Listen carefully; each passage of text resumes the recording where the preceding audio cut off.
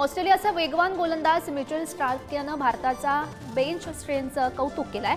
भारत हा एकमेव असा देश आहे ज्यानं 3 संघ एकाच दिवशी ऑस्ट्रेलिया विरुद्ध कसोटी, इंग्लंड विरुद्ध एकदिवसीय आणि दक्षिण आफ्रिकेविरोधात T20 सामना खेळू शकतात, असं स्टार्क यानं म्हटलंय।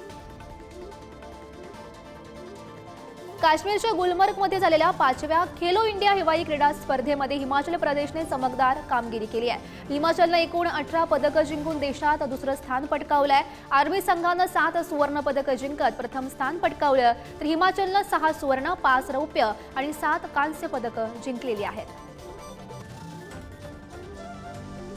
गुजरातवर दणदणीत विजय मिळवत मुंबई इंडियन्सनं WPLच्या फायनलमध्ये धडक मारली आहे। मुंबई इंडियन्सनं WPLच्या इतिहासात दुसऱ्यांदा अंतिम फेरीमध्ये ही धडक दिली। आता मुंबई इंडियन्स समोर दिल्ली कॅपिटल्सचं आव्हान असेल, तर मुंबई इंडियन्सच्या चाहत्यांची उत्सुकता शिगेला पोहोचली आहे।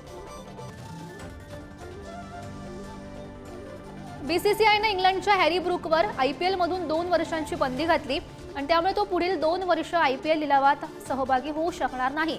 स्पर्धा अवघ्या काही दिवसांवर येऊन ठेपली असताना त्यानं ही माघार घेतली आहे, त्यामुळे त्याच्या विरोधात कारवाईचा बडगा उगारण्यात आला। ऑस्ट्रेलियाचा माजी फिरकी गोलंदाज स्टुअर्ट मॅकगिलला कोकेन पुरवठा प्रकरणात दोषी ठरवण्यात आलाय।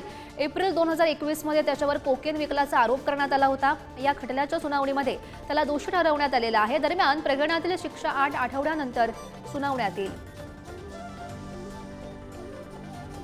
इंटरनॅशनल मास्टर लीग T20चा पहिला सेमी फायनल सामना इंडिया मास्टर्स आणि ऑस्ट्रेलिया मास्टर्स यांच्यामध्ये खेळवण्यात आला। या सामन्यामध्ये इंडिया मास्टर्स संघानं एकतर्फी विजय संपादित केलाय। सामन्यादरम्यान टीम इंडियाचा माजी खेळाडू युवराज सिंग याची एक स्फोटकही बघायला मिळाली, ज्यानं सर्वांचं लक्ष वेधून घेतलं।